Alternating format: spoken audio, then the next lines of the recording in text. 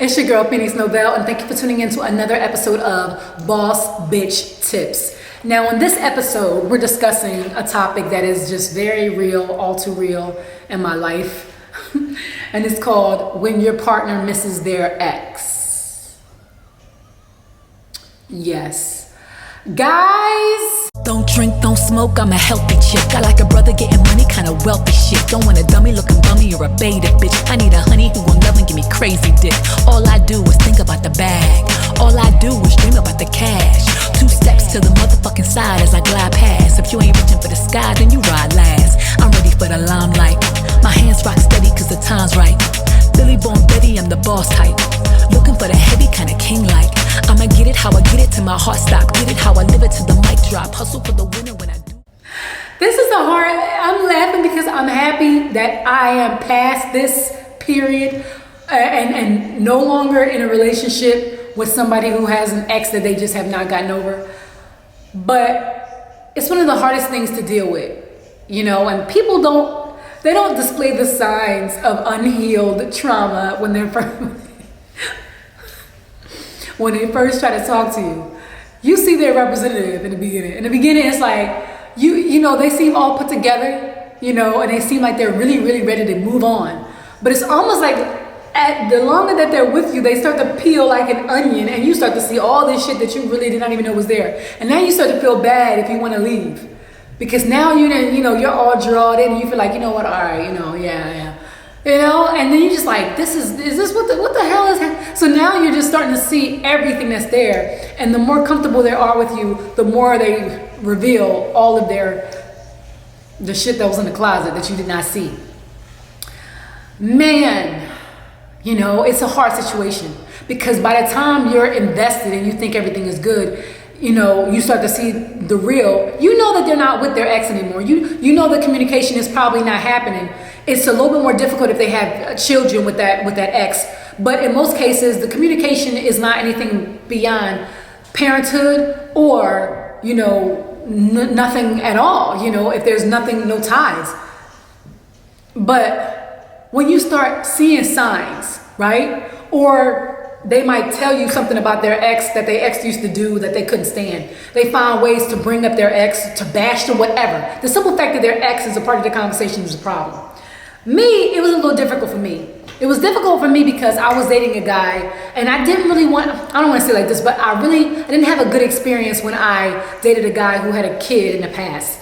Somehow I kind of got nestled in, I don't want to say like that, but I kind of decided to start dating this guy who had a daughter.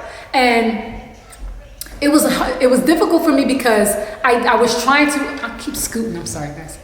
I was trying to be respectful, and I told him I didn't want to meet her until we established some kind of relationship, and I knew that we were just like, we were doing something. Because I don't like, look, I grew up in a system. I grew up with, you know, my mom passed at a young age, so my dad was dating a lot of different women. I don't like that. I didn't like that growing up, and I didn't want to be a part of somebody's life who was so impressionable and then not be there anymore. So I was very serious about that. He wanted me to meet her yesterday, and I'm just like, no. You know, and it got to the point where he was like every other day asking me until it came a point where I was like, you know what? Clearly I'm not going nowhere, so okay. So I met her, and then after I met her, it was like he realized that, okay, I was a sucker and I wasn't going nowhere. I remember it was a situation where his daughter was about to start school, and I guess he made some kind of pact or deal with his ex-wife, actually was his ex-wife, that he would at least be able to go, they would together, him and his ex-wife go together for their daughter's first day of school, just the two of them, no matter what the situation was. However, the ex-wife was now engaged to somebody else. It's just what it was. And so when she told him that he could go, with her to their daughter's first day of school, but her fiance was gonna go too, because her fiance was a very important part of their daughter's life now too, and he thought that he should be there on this occasion as well. And so my ex, by the time I got off work and I came to his house, he was actually no, that's not true. He called me He called me before I got off of work and he was crying. He was crying intensely.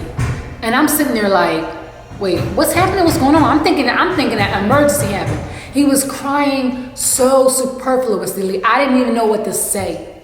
He was crying because his ex told him that her fiance was going to be there too and that he just needs to get over it and move on. And I'm not the kind of person that kicks somebody when they down. Like, I'm not going to be like, what the hell? Like, I was just trying to be a listening ear. I was trying to be understanding, but at the same time, I'm dying inside, y'all.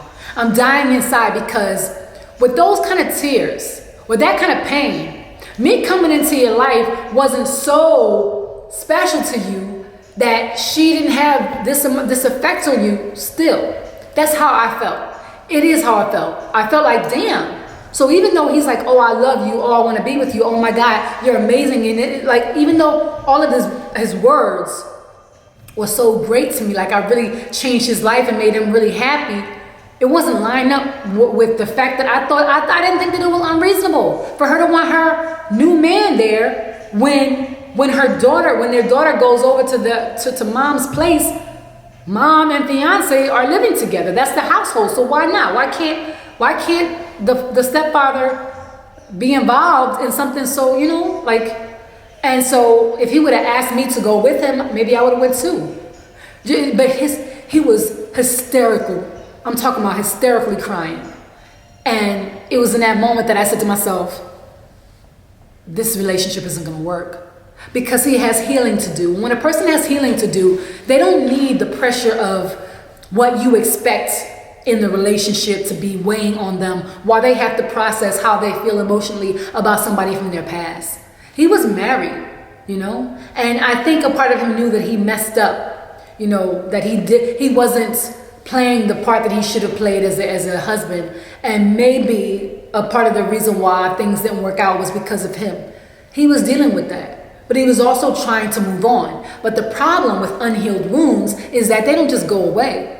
Somebody comes along and they unknowingly step on, scratch, or rub up against those triggers. And then you're right back to where you thought you had already healed from.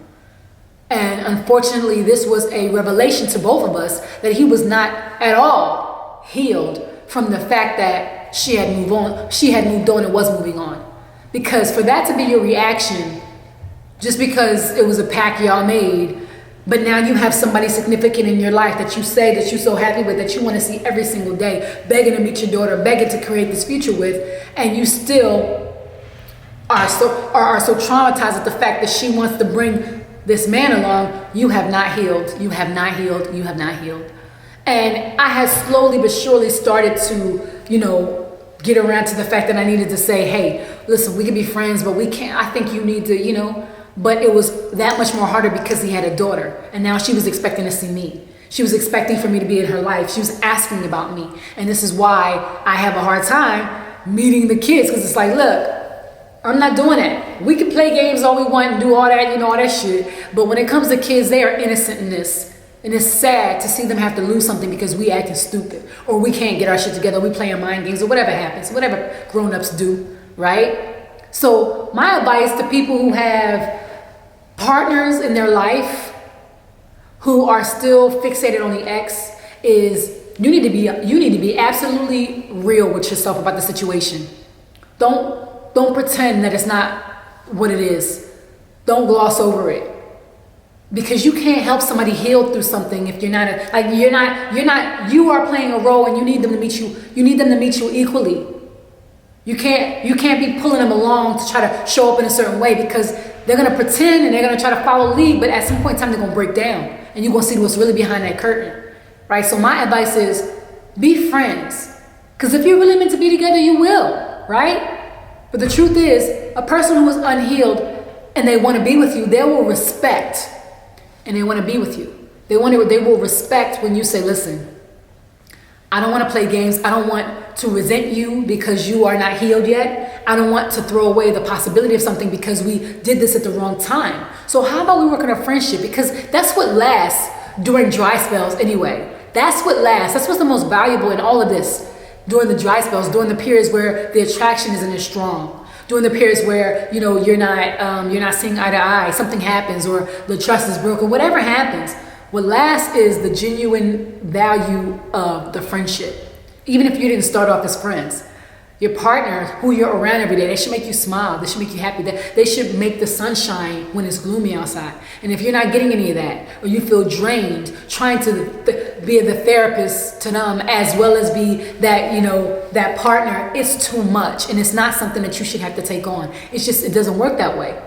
So I advise you, like I had to do, you had to back out of that relationship. And from a distance, a healthy distance, right? I'm not saying that you have to run and rush into another one, but a person who wants you in their life, they're going to keep you in their life, and they're going to do what they have to do because they know it's the right thing to do anyway. They don't want those triggers to be there. They're going to say, you know what?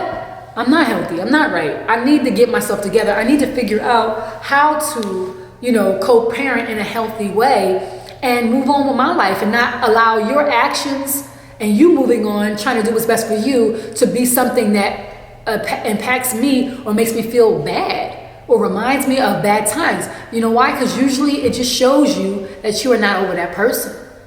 You know, and if they're not over that person, it means they don't want to get over that person, because if they did, they would do the work necessary to move on and to heal.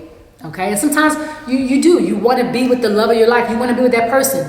But when you realize that they moved on, you get to the place to understand that it's not healthy for you to hold on to the past and then try to have relationships because you're doing it, you're not coming in 100%.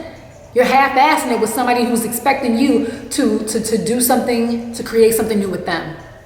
Okay? So yes, if you've been there, leave a comment below. Let me know what your experience was with an ex who was still in love with their ex, or a partner who was still very much pining over their ex and not ready to really release that relationship. It's your girl, Phoenix Novell. And if you have any comments, questions, or topic ideas for me, email me at askthebawse@gmail.com. That's ASKTHEBAWSE@gmail.com. It's your girl, Phoenix Novell. And until the next episode, peace, love, and happiness, guys.